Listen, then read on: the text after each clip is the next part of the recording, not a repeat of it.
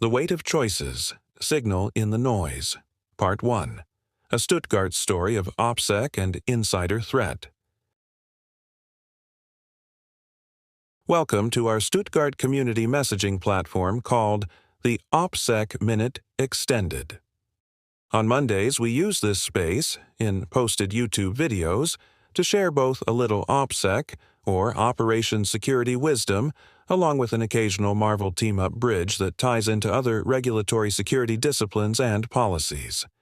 Please feel free to like, share with family or friends, or subscribe, and check out the video of this and other OPSEC Minute extended stories on our YouTube I Secure Narratives channel. Simply let our stories capture your imagination as they play in the background while you tackle your morning routine and backlog of email. Now, enjoy this week's I Secure Narratives. Prologue: The Thing About Quiet Failures. Security breaches rarely explode. They whisper. They don't begin with a cinematic countdown or a hacker smashing keys in a dark room.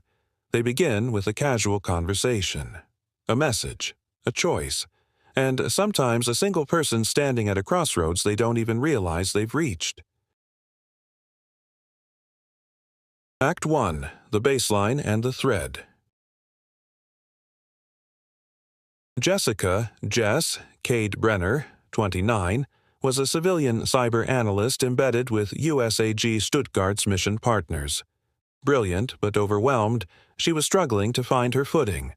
Her supervisor, the notoriously calm OPSEC officer J.B. Brooks, offered a chilling piece of advice. OPSEC isn't a training slide, it's a lifestyle. If something feels off, report it. The off feeling materialized days later over coffee. Jess's friend Maya Rios, a DFMWR coordinator, casually mentioned a charismatic new date named Lucas. A German consultant in his mid-30s, Lucas was charming but unnervingly curious, asking oddly detailed, rapid-fire questions about deployment cycles and military schedules. Nothing classified but highly specific. It wasn't illegal, but it was the thread. Act 2. Patterns and Paranoia. Over the next 2 weeks, Jess watched the thread weave a pattern. Mark Feldman, a 34-year-old logistics analyst on her floor, began taking hushed phone calls and slamming his laptop shut whenever someone approached. The breaking point arrived on a crisp Thursday afternoon. Jess froze in the courtyard as she witnessed Mark engaged in an intense, quiet conversation with a tall German man. He perfectly matched Maya's description of Lucas. That night in her apartment, Jess agonized over the implications. Confronting Mark could ruin his career over a misunderstanding. Ignoring it could compromise the installation. When Maya texted her, "Hey, is it normal for someone to casually ask about deployment cycles?" Jess made her choice. Act 3. The Room Where It Matters.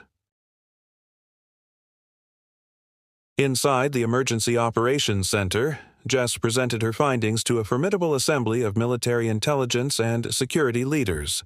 She laid out the pattern: Maya, Lucas, Mark, the courtyard meeting.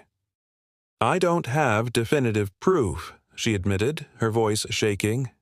"Just patterns." Command Security Manager Alonzo Edwards didn't flinch. "Patterns are where we start."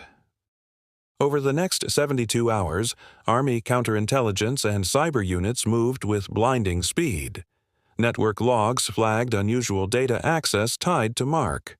Surveillance verified his meetings with Lucas. Financial anomalies confirmed a motive. Jess had pulled the right thread.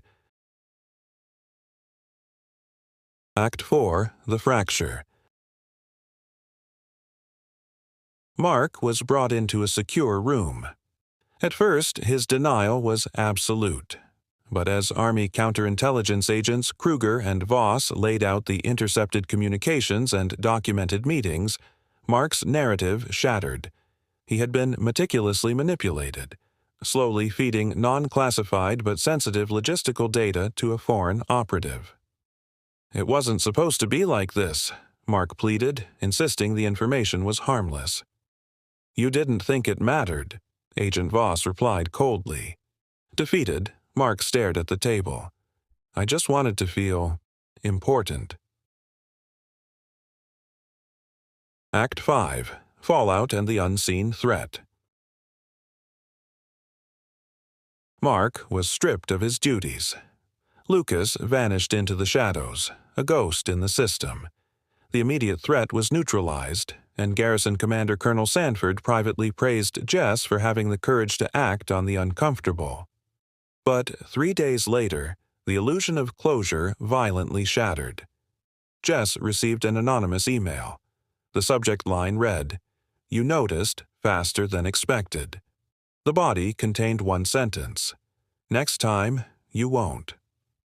Attached was a high-resolution surveillance photograph of Jess, taken outside her apartment, recently. Epilogue. Signal in the noise. The EOC was convened once more, the atmosphere thick with dangerous tension. Agent Voss dropped the printed photograph of Jess onto the table. This wasn't Mark, and it wasn't Lucas. He didn't have this capability. Alonzo Edwards delivered the ultimate, terrifying tactical assessment. Lucas wasn't the primary. Jess sat frozen, staring at her own image, realizing she had just kicked a hornet's nest. JB looked at her, his voice impossibly steady. "Welcome to the part they don't put in the training slides. Some choices protect the mission. Others reveal how big the mission really is." To be continued in Episode 051B.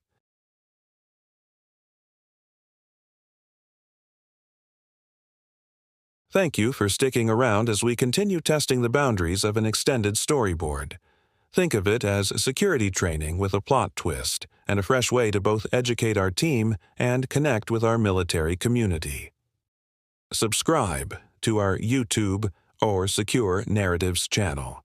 Hit us with a like and watch for our new updates. Also, if you have other suggestions or ideas, or are interested in a personalized name drop, or your work center's inclusion to our tales, don't hold back. Send a quick note to share your thoughts. We're all ears and ready to make things even better. So, keep those comments coming. Until next Monday, stay aware, stay connected, and stay engaged.